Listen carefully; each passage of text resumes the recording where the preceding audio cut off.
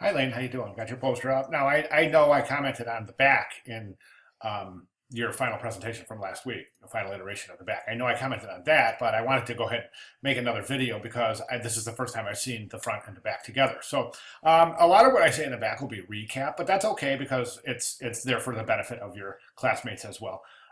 So let's go ahead and take a look at the front. Now, I think the front's good. I really do.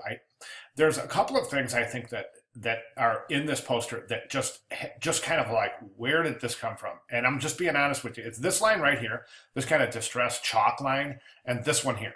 I talked about this one in the back, in the on the back of the poster in my first video in grading, but I'm seeing it here in the front. It's just, to me, it's not conceptually tied in with anything. So it just seems like an afterthought. I'll talk about that in a second, but I don't see any reason to have this here. I also would suggest a couple of things about the cover. Now, the cover is just dead centered. And what have we learned? We've learned that center alignment is not always the most interesting. Why? Because it creates symmetry. And here we can perfectly see this line here comes like that. This line here comes like that. It creates these perfectly, and top and bottom, this basic.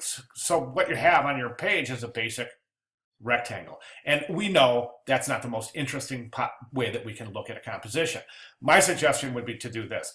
If you remove that line, I would take this and align it over here, to right align that.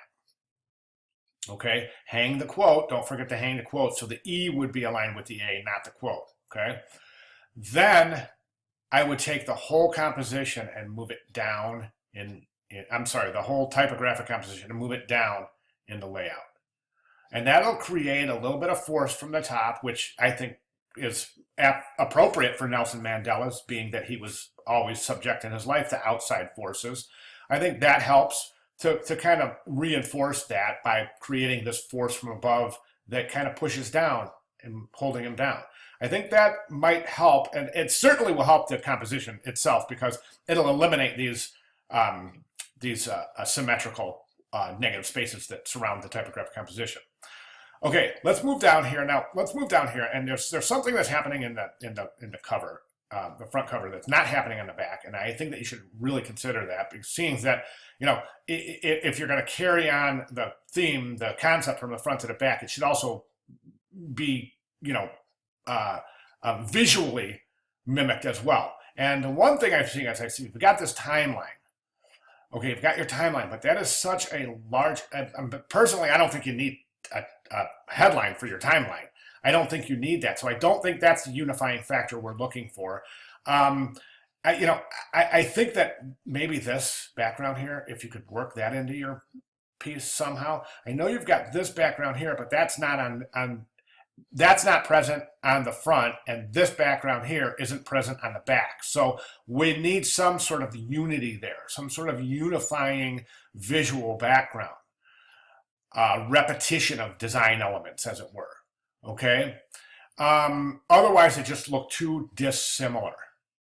All right, so that's the front. Now the back, like I said, a lot of this will be a review, but I think one of the things that was working against you is the fact that the front is basically a horizontal layout, right? Yes, it's a horizontal layout. Then we get to the back, and you've got this vertical layout.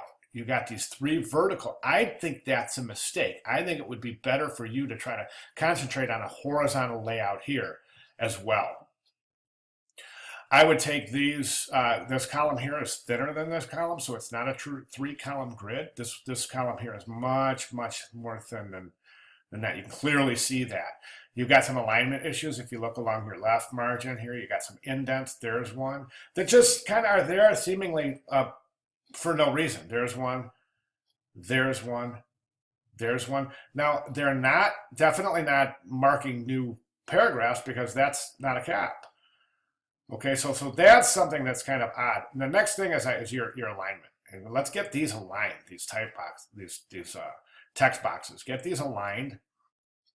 So to turn this into from a vertical to a horizontal orientation, what I would do is I would create 3 text boxes. 1, 2, 3. Okay, then place this image, work it in somehow up top or wherever you need to work it in. Don't forget your negative space. We'll talk about that in a second. Then I would take this timeline and I would compose it horizontally because the poster is basically, the front of the poster is basically composed horizontally. So this horizontal to vertical movement here is a little bit jarring and a little bit uncomfortable. Okay, so the type is really large. This is 17 by 11, so this is probably pushing 16 point typeface. So that's really enormous. I would definitely reduce your type size there. Timeline should be designed. I really think it should be designed. As I said, the timeline doesn't need the headline.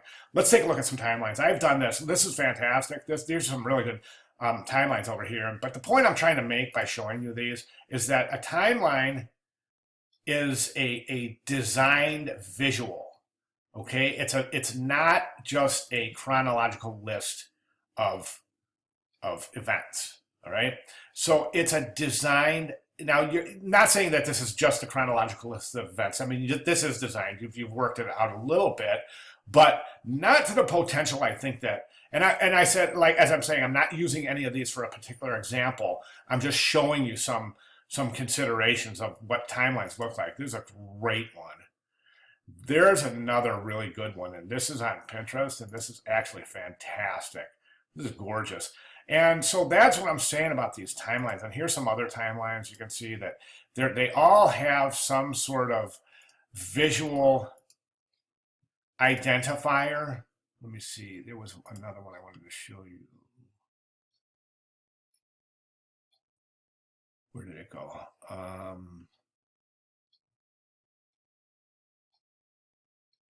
Here it is. Here's a nice one. It's got this central graphic, so it's really easy to follow. It's really super easy to follow, and I think that something like that would really be a nice addition in your poster. That's a vertical orientation though, so something like that wouldn't work for yours, but certainly some sort of a horizontal timeline.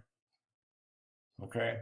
All right. So back to business. Let me see. Rags are really, really bad, Lane. They're really bad, especially on this left column. Look at this negative space right here. It just looks like an axe. It looks like right there. It's like almost a sharp point right there in your negative space. And what I want you guys to do is I want you to get used to looking at this gutter right here and a negative space created by your rags. And look how uneven that is. Look how nasty that razor cuts right into your paragraph. Good rags. The first 5 lines, well, actually, those are patterns. The last several lines of this paragraph are okay on your rags without the last line. So because you have long, short, long, short, long, short. That's exactly what you want your rags to look like. That might be a little too short, or that might be a little too long, whichever way. But you don't want patterns like this, like these straight indents. You don't want that. You don't want any jumps, like really short lines or really long lines. And you don't want any wavy patterns like this. Whoop, like that. You see what I'm saying? So really think about that. And other than that, I think you're looking awesome. If you have any questions or if I can clarify anything at all, please feel free to get with me. All right. Thanks, Lane. Good job.